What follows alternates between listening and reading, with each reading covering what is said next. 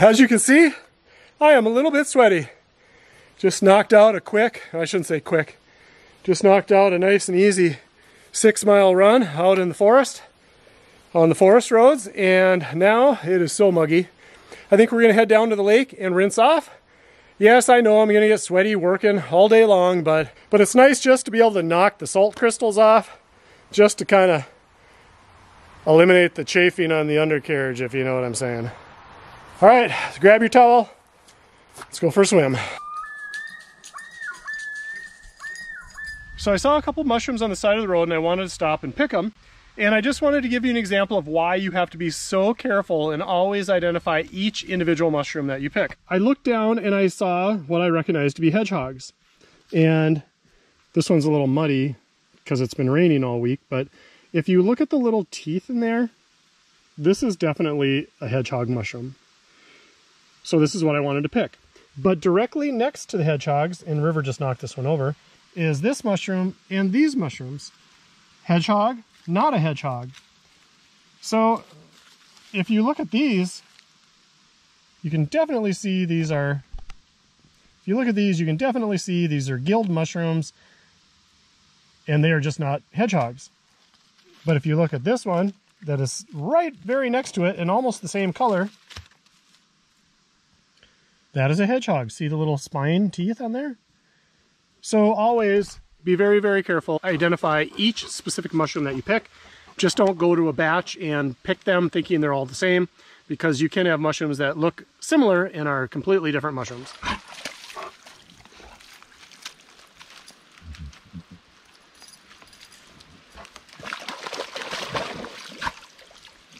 Swamp doggy. Swamp dog. You're gonna smell good tonight.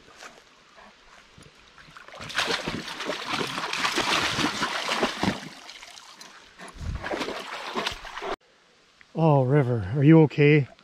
River dog, sit, let me see your nose. Oh, honey, did you break it back open again? Well, there, old River dog. We didn't have a great mushroom hunt, did we? All we ended up with was a couple of these old hedgehogs. But we'll take them. But maybe on the way home, maybe we'll go and stop at one of the area lakes and make a couple casts and see if we can't catch a fish.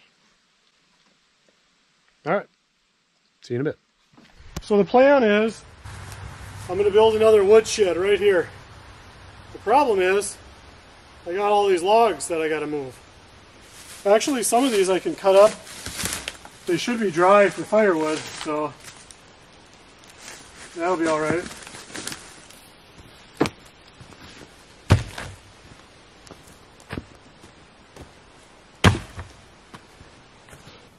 Good news is, deer flies are done for the season. Bad news is, with all this rain, the mosquitoes are back out.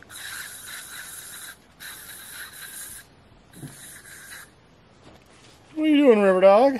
Huh? What are you doing? You goofball? Huh? Did you hear me talking? Did you hear me talking?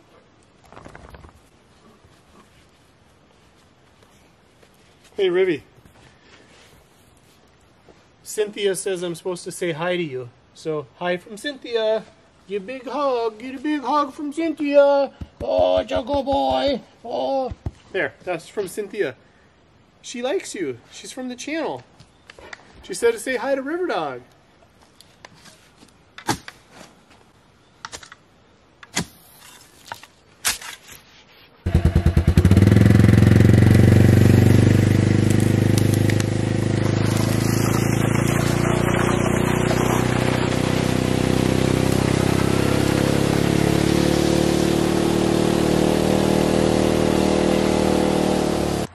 So before I set those posts in the ground, I'm going to burn the ends of them. When you char wood, it creates a barrier and it inhibits the rotting process. So there's actually a word for it. It's a Japanese technique. It's called like shushiban or shugishiban or I don't know. Anyway, if you're going to put wood in the ground, burn it first. That's the takeaway, at least. All right. Which side do we want in the ground? I think this is the more The thicker side, I think.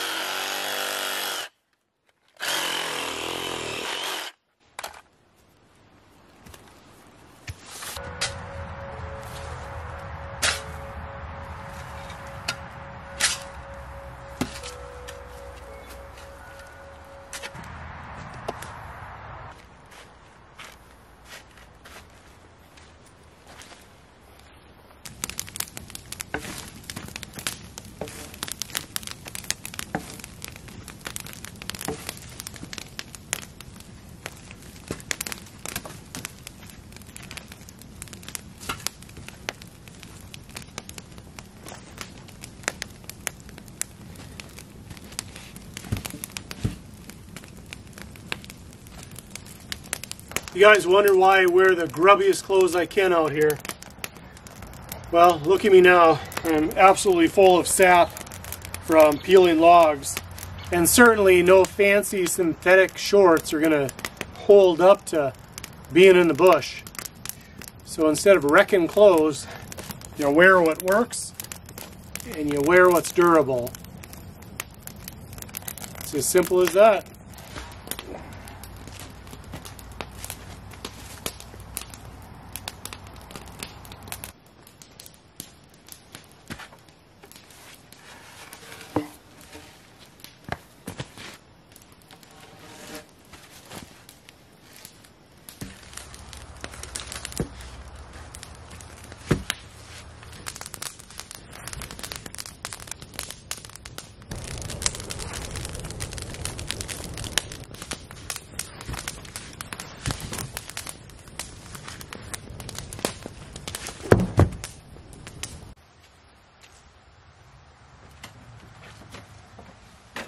Silly me, I forgot the key. What was I thinking?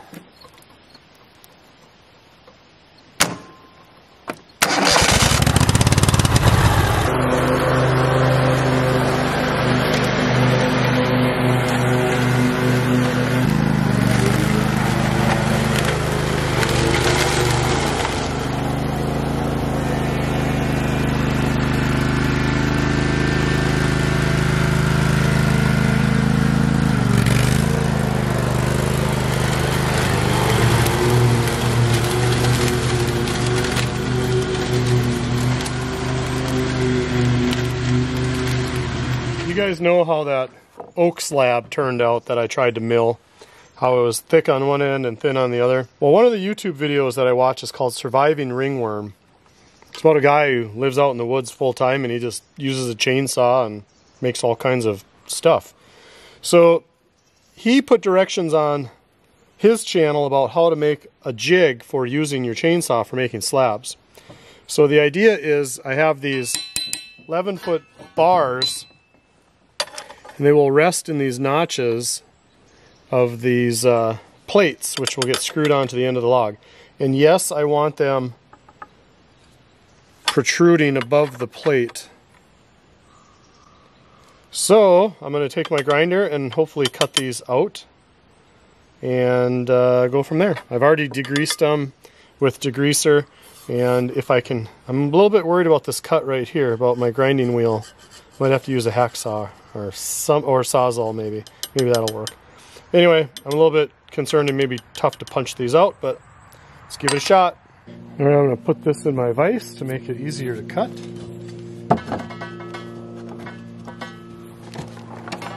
I have no idea what the wattage on this grinder is, but we're going to find out if the old blue beast can run it. 300 watts. All right. Never done a cutoff before. This will be interesting. Not sure how to do this exactly.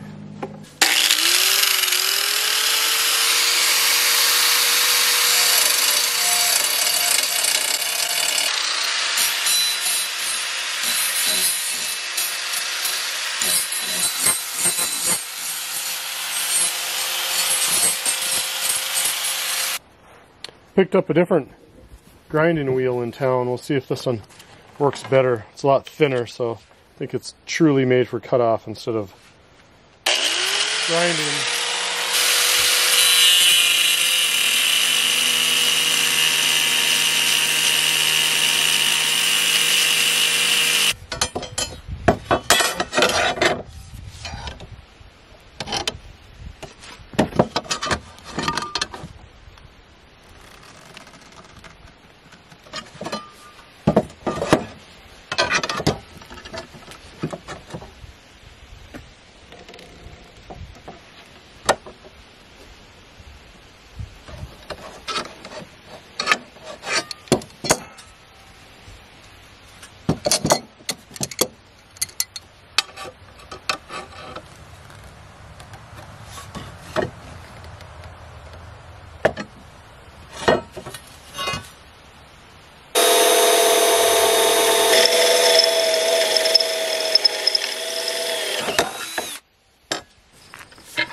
Alright, what do we got here?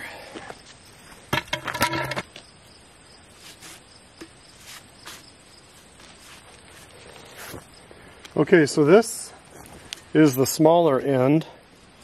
And I'm not going to worry about all this junk because that'll just get cut off. So my center is here, which doesn't matter so much on the skinny end as it will on the other end.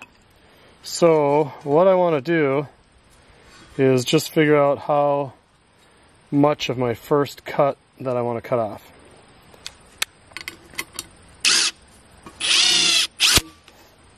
Okay, so that's pretty good.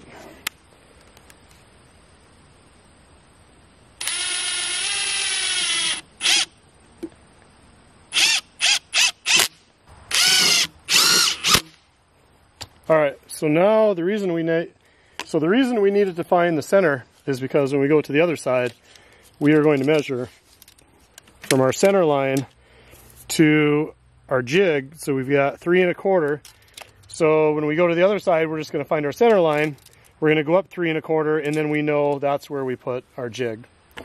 And of course, the log is differently shaped here, but our center point is still 15 inches, so 7 1/2 is going to be our center point. So basically right where that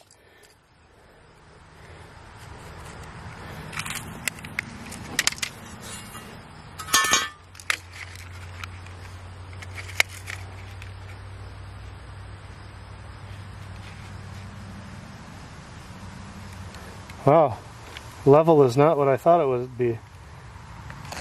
To me that looks like it's pointed downhill, but okay. So then we're just going to measure up 3 1/2 inches from there, and that will give us the bottom. Did I say 3 1/2 or 3 1/4? What was it, people? 3 1/2 or 3 1/4? Come on. I'm thinking it was 3 1/4. So we're gonna go right here, and that's gonna be our line. And just for the record, I've never done this before. This is my first trial and error. So if it doesn't work out, then you'll never see it because I'm not gonna post it. Just until I get the system figured out before I waste it on a good ash board or a good oak board. We're going to find out if this even works.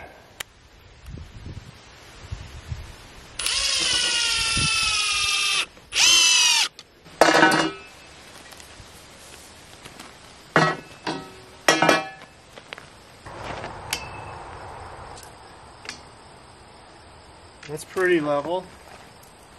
And that's level, so we're good. My saw is not sitting completely level on this thing.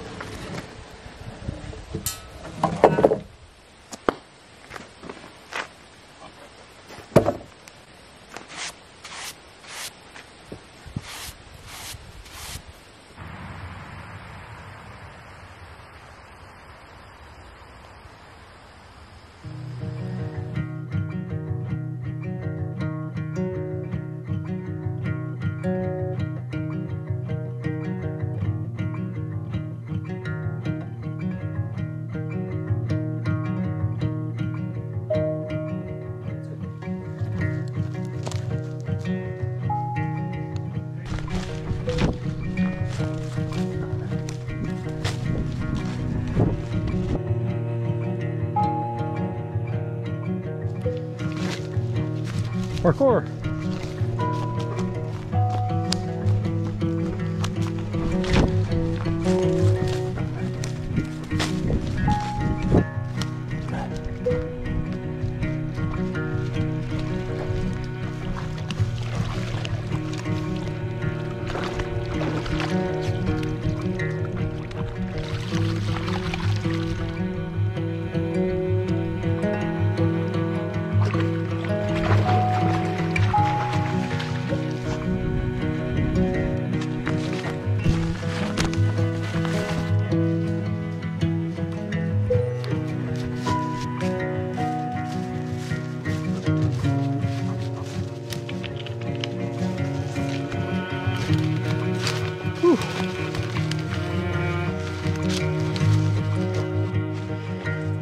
All right, well,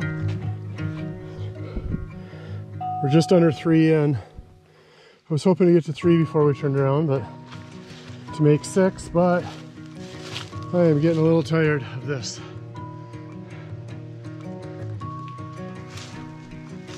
Well, really, should we push on or go back? Let's go back, take a shortcut. All right, let's go. Let's go to the truck.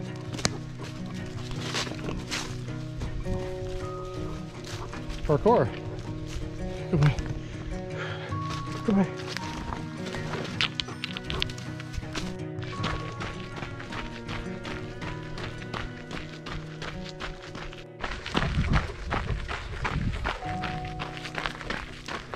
Good boy, River. You did a good run. You did a good run. You did 5 miles. Good job. Are you all pooped out now? All right, you be a good boy, okay? Papa's gonna go get some more. All right, we'll see you in a little bit. Bye, love you. Be good.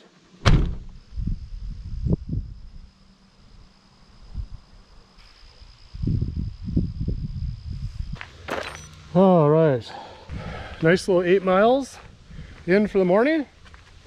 Now it's time to go back. Probably gonna run into town, shower up, and we have to pick a winner for that Blue Eddy giveaway.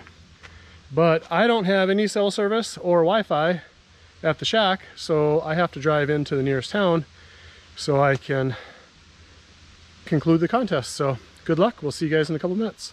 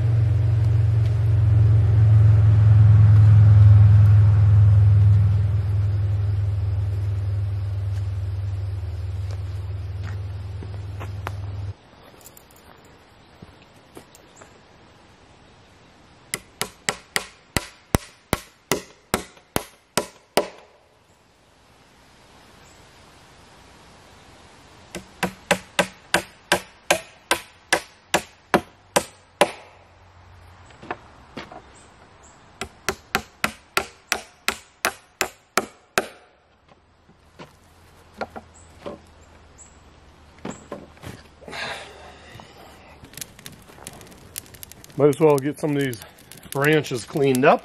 Get some of this.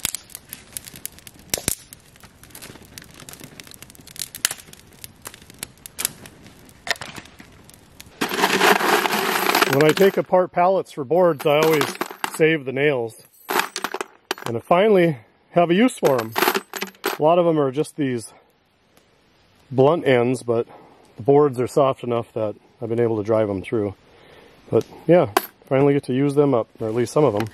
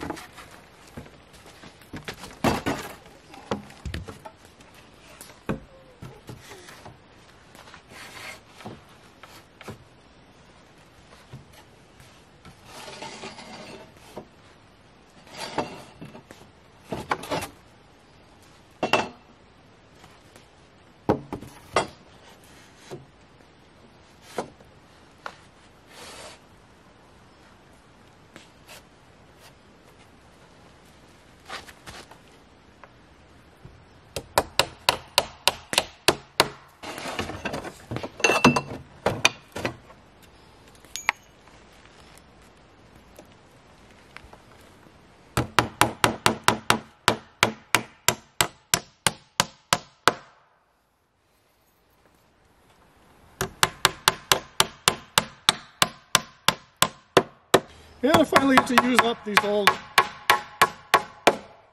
cedar boards that came off of a deck. A buddy of mine replaced his deck and gave me all the old boards. So I had a few lying around since I did the original woodshed, and it's good to finally put them to use. Hello, River Dog. How's the nap, huh? How was the nap? Were you night-nighting the chalk? Huh? Well, that's a start. Not sure what I'm going to do for the roof yet. I thought maybe I'd put some logs this way and then run a couple of 1x10s or something this way and then put steel on it maybe. I haven't decided. The big thing was I just wanted the footprint laid out so that I had a place to start putting some of the wood that I'm cutting up. The yard is a disaster. I'm trying to clean some of it up as I go, but lots of work to do still.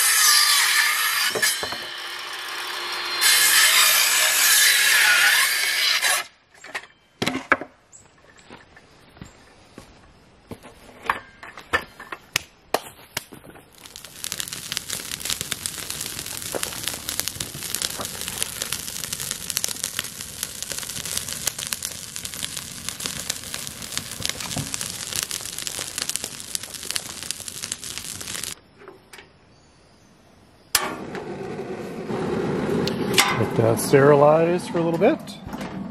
Tonight we got a nice steak. I feel like I've been splitting wood for 3 days. Ugh. You know, somebody mentioned I should get like a tire and put my wood in a tire, but to be honest, I just don't want more man-made junk out here, you know? Yeah, it's easier, but it's just an eyesore, I think.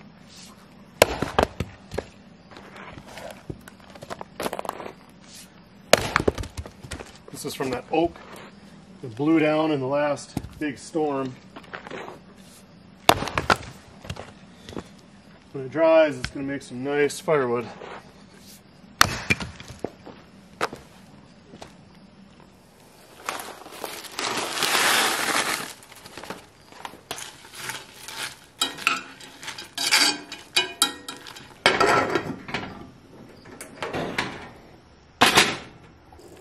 Time to let it rest. Steak with stuffing? Get your beak out of there, phooey on you. No, no, no, no. No, no, no. That's Papa's lunch. Papa's lunch. steak and some stuffing for dinner. And actually Verizon is up, so I'm able to get cell service for a change. And so I'm watching a little Amazing Race. Not really off-grid roughing it, but hey, whatever it takes, right? Well, when it's starting to get dark at 8 o'clock at night, it's harder to find things to do to spend the hours. So anyway, I'm going to have some supper, and I will catch you guys in a little bit. Well, once again, it's time to go back to reality. So thanks everybody for hanging out, and we will see you soon.